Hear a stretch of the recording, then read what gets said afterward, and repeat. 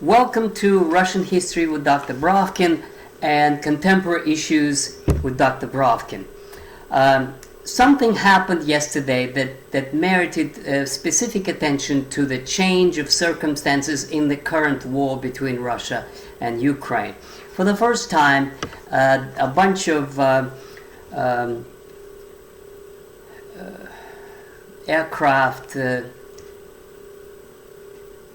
bombed Moscow. And new things appeared in the war plans in terms of recent statements by Podolyak, the advisor to President Zelensky, and also by Medvedev, who is a vice chair of the Russian Security Council.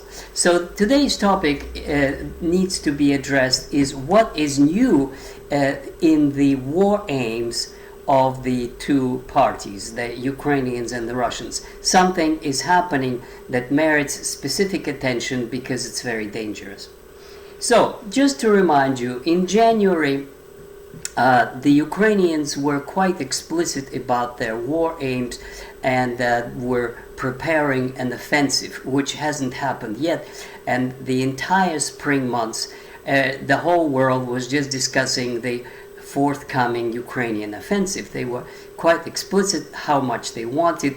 The Ukrainians asked for several hundred tanks and missiles and aircraft and supplies of all kinds and so forth. And Zaluzhny, the commander of Ukrainian forces, said that with these forces they were going to, and this was the war plan, they were going to liberate Donbas, which means Donetsk and Lugansk provinces, and Crimea.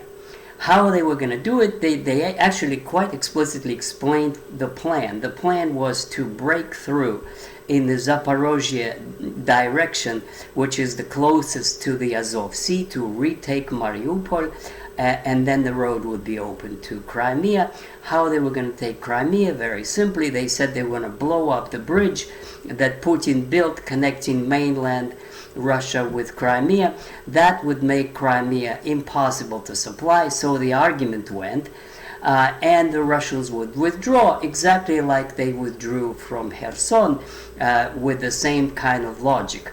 Once the bridges were over the Dnieper were blown up, at least in the Kherson area, the Russians withdrew. So these were the war plans. That's very important at this point. It was just liberation of Donbas and Crimea, and that's it. And that is victory, and there was nothing else, at least publicly said. Now, what is interesting is that there's new stuff that appeared quite recently, and this is what I'm particularly interested in. Now, in the recent statements of Mr. Podolyak, who is the advisor, as I said, to President Zelensky, the one interesting new item that appeared is that when we, i.e. Ukrainians, take Crimea, they said they were going to chase out all the Russians. Now that is very interesting. How are they going to do it? Resettle them, or put them in some camps, or how physically is it possible to remove 90% of the population, which is Russian population, in Crimea? But that's what he said they were going to do.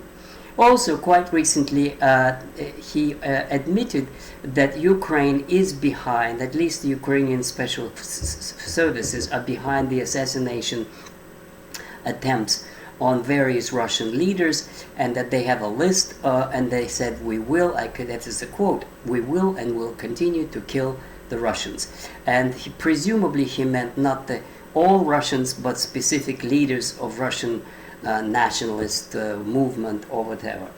So, kill Russian leaders, cleanse, ethnic cleansing Crimea of the Russians. But this is not new. There was also another interesting new item, and that is something quite extraordinary.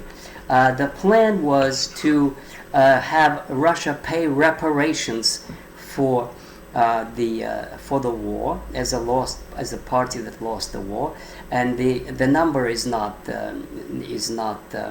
identified, but this is in addition to the 300 billion which is seized of Russian assets seized in Western banks, and the formula is to cover all the damage that was done during the war. Now that could be in the hundreds of billions. But most important for geopolitical purposes is the point to create an international commission that would oversee Russian nuclear weapons. In other words, Russia will be deprived of its nuclear weapons. And that means Russia would lose its sovereignty. So the peace plan that is now augmented by the Ukrainian leaders is not only liberate Donbas, not only to have reparations for the war damages, but also to kill Russian leaders and to deprive Russia of nuclear weapons, which means to deprive it of sovereignty. And just a final note, a cherry on the top of the cake, is that Russia should be disbanded. In other words, the formulation is to give national minorities their freedom and independence from Russia. In other words, all these autonomous regions and republics that Russia consists of should become independent states, and then Russia would be, from the point of view of Ukrainians, the war would be achieve its goals, and that is what victory means. Now, what that of course means is that it shows to an observer, an impartial observer, that this is not a Ukrainian plan. The Ukrainian plan concerned Donbas. But once you add to it disbandment of Russia and nuclear weapons control, this is an American plan. Now all the masks are off. It is absolutely clear who stands behind this war plan.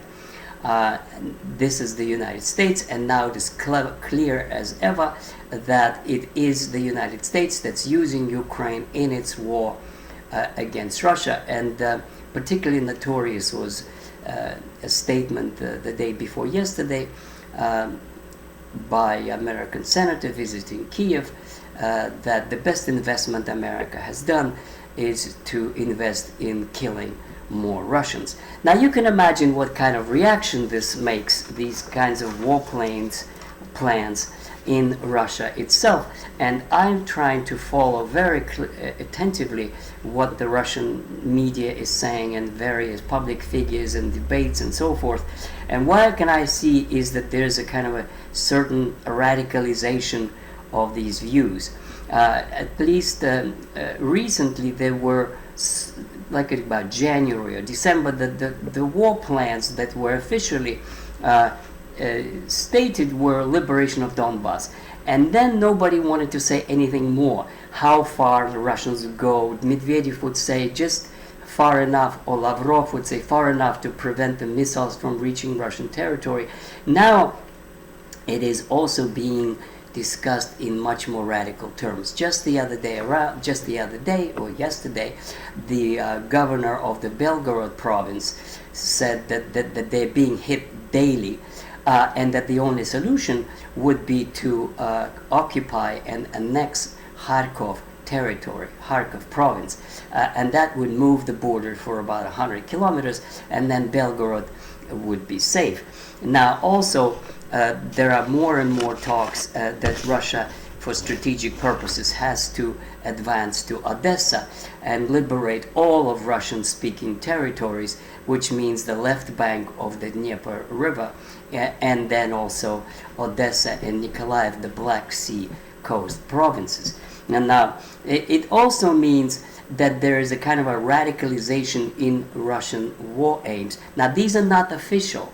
Officially, nothing is being announced at all, except that one could say that Medvedev, who is a former president and who is the most radical spokesman for the Russian ambition, I don't believe he would be allowed to say things. I don't think he says things just because it's his personal opinion, because his capacity is the deputy chair of the Security Council, and it seems to me that his role is to announce unofficially something that is on the mind of the Russian leadership to some extent, although this is not officially publicly stated goal. More and more often, one could hear to Kiev, and if Poland intervenes on behalf of Ukraine, then Poland will be hit as well.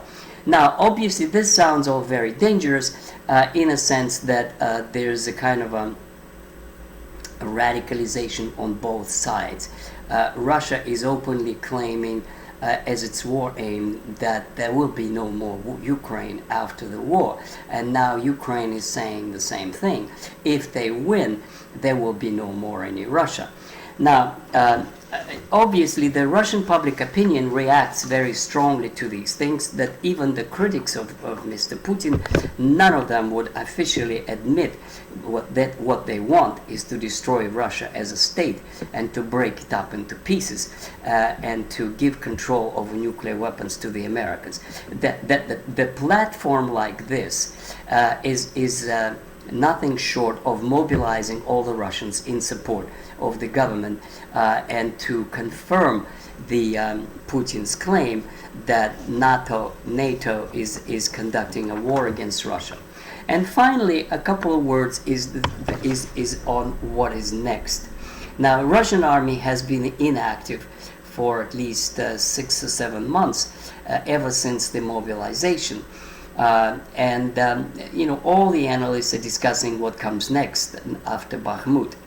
And of course, nobody knows. But what I can see is that there's two processes going on right now. One of them is that Russian military production is just up and running ever more. That the factories are working around the clock. 8 hours and 8 hours and 8 hours, 3 shifts all the time, producing more missiles and more tanks and more artillery, and what else is needed for the front. Also, you could see that the Western sanctions didn't work.